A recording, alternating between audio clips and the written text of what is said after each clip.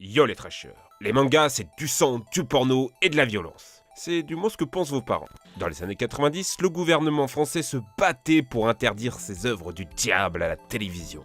Depuis, le manga a retrouvé ses lettres de noblesse, bien dessiné, intelligent et foutrement épique. Sauf que voilà, on va détruire tout ça. Car disons-le, certains mangas déconnent complètement et offrent un spectacle des plus malsains. L'anthropophagie. Ah, vous pensiez que Attack on Titan était ce qui se faisait de pire? Pour les 2-3 du fond qui ne connaissent pas ce manga, il a un succès monstrueux et ça raconte l'histoire de géants qui mangent des humains avec des têtes putain de flippantes. Sauf que voilà, j'ai découvert un animé fait par le même studio d'animation et qui fait genre bien pire. Blood, c'est l'histoire d'une étudiante qui doit traquer des Elderberns, des espèces de monstres qui se servent de l'humanité comme garde-manger. Mais je crois que le pire monstre de la série, c'est cette espèce de chien qui broie la tête d'un ami d'un héros, claque une fille contre le sol et finit par écarteler sa sœur jumelle.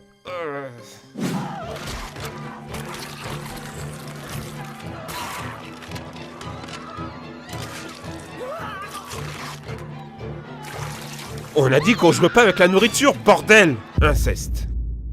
Ah, la sexualité au Japon. Vous pouvez trouver dans n'importe quel supermarché des mangas érotiques avec des tentacules, des écolières, des frères et des sœurs, une maman et son fils, un papa et sa fille et tous les trucs les plus malsains que vous pouvez imaginer. Oui, c'est cliché, mais c'est une réalité. Sauf que voilà, ça reste marginal et caché. Ce n'est pas le cas de Nise Monogatari. Ça passe à la télé, ça a un succès énorme et ça raconte l'histoire de vampires et de sorciers. Sauf que voilà, ce manga adore les blagues sur l'inceste.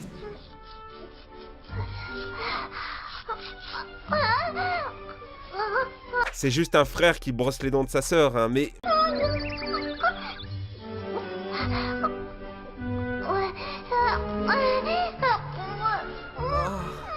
Bon, je vous rassure, le thème de l'inceste, c'est pas commun dans les mangas. Mais, est-ce que vous avez déjà vu Evangelion? Je vous invite à remater la fin de ce chef-d'œuvre. Dites-vous juste que tout ce que vous voyez à l'écran, c'est la métaphore d'un acte sexuel avec sa mère, son clone. C'était pas bizarre pour rien.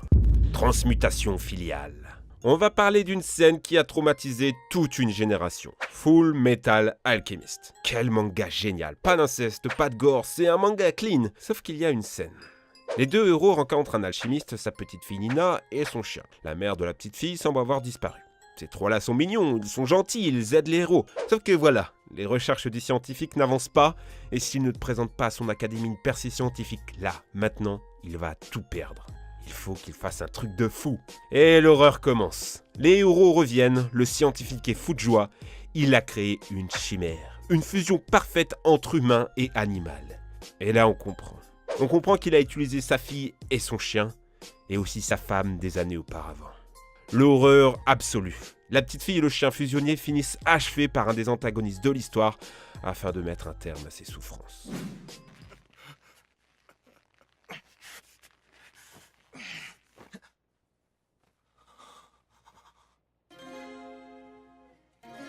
Edward, no. Daddy, do you hurt Daddy? R.I.P. une piste, petit ange. Torture. Bon, les scènes de torture dans les films, c'est toujours traumatique. Et voilà que je t'arrache les dents, que je te troue les genoux à la perceuse. Et niveau manga, bien sûr, on arrache les yeux, on les perd, c'est pire que tout. Je vous jure que même PewDiePie a flippé, on arrache les ongles. Mais dans ce domaine, la scène de manga la plus horrible, c'est pour moi celle de Re:Zero. Alors, le manga n'a rien d'exceptionnel. C'est l'histoire d'un otaku propulsé par magie dans un monde parallèle et aidé par des sœurs soubrettes à finir ses quêtes. C'est un manga plutôt pour les jeunes ados, où il devrait rien y avoir d'horrible. Vous voyez les pas de tortilla, les trucs carrément low tier dans le pad game. Eh bien, imaginez qu'on fasse ça avec vos membres. Oui, la fille se fait torturer par le méchant, qui lui brûle les bras et les jambes.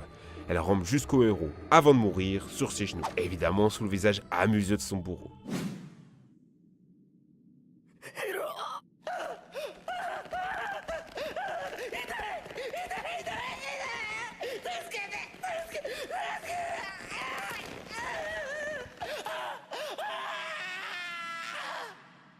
Ça a pas l'air super agréable. Relation toxique. School Day, c'est l'histoire d'un mec qui prend une fille en photo sans son consentement dans le métro. La copine de la fille le voit et lui arrange un coup. Merci. Mais en fait, les deux filles sont amoureuses du même mec, et vu que c'est un gros connard pervers narcissique, pif paf pouf, ça ken et ça trahit dans tous les sens, et il finit par mettre enceinte la meilleure amie de la fille avec qui il est en couple. Je suis enceinte! Quoi? Le sexe fait des bébés? Et le pire, c'est qu'il lui demande d'avorter, évidemment. C'était pas trop le bon plan, mon gars. La fille enceinte poignarde à mort le mec, mais c'est pas fini. La copine du héros découvre son cadavre et s'en va tuer sa meilleure amie enceinte en lui ouvrant le ventre.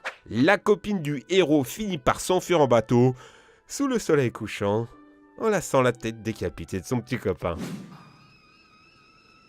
世界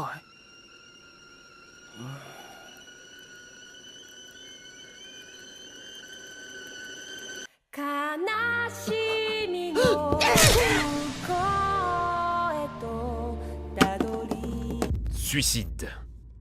La culture japonaise a une esthétique du suicide très forte. On a cette magnifique scène de seppuku d'un patriotisme, l'iconique scène du train dans Suicide Club, et c'est assez connu sur internet. On a aussi des représentations carrément de suicide d'enfants comme dans When They Cry. Mais celle qui pour moi est la pire, c'est le suicide du professeur devant toute sa classe dans le manga Hanover.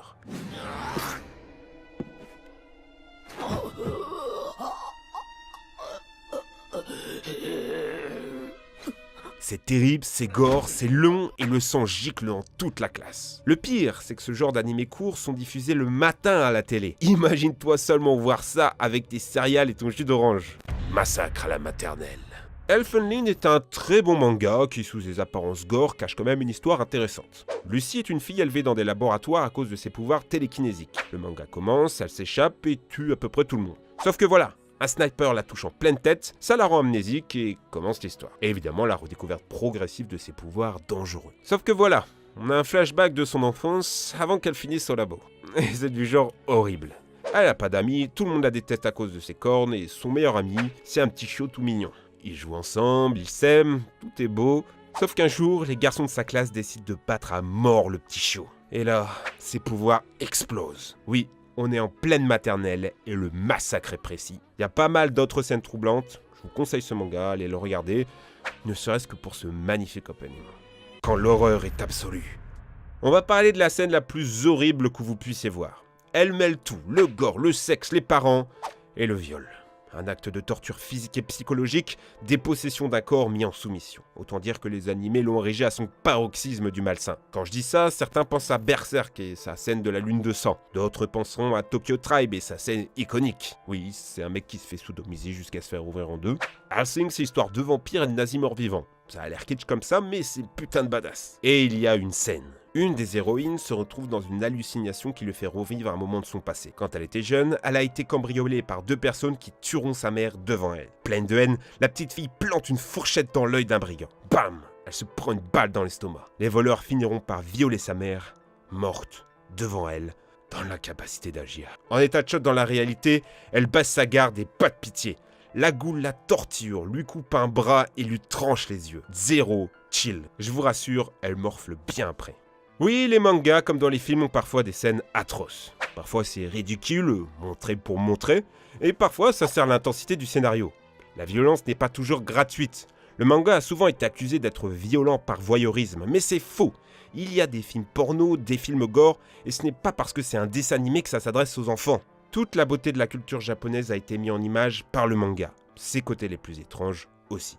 Alors pour ceux que ça intéresse, je vous conseille de vous plonger dans ces œuvres, mais parfois juste, il faut avoir le cœur bien accroché. Un grand merci à Benster pour son aide sur la vidéo. Si vous aimez les vidéos manga et vous voulez qu'on en fasse d'autres, le petit pouce bleu de l'amour, ça nous donne le signal qu'il faut qu'on continue. Commentez, partagez, ça nous fait plaisir. Allez les amis, ciao!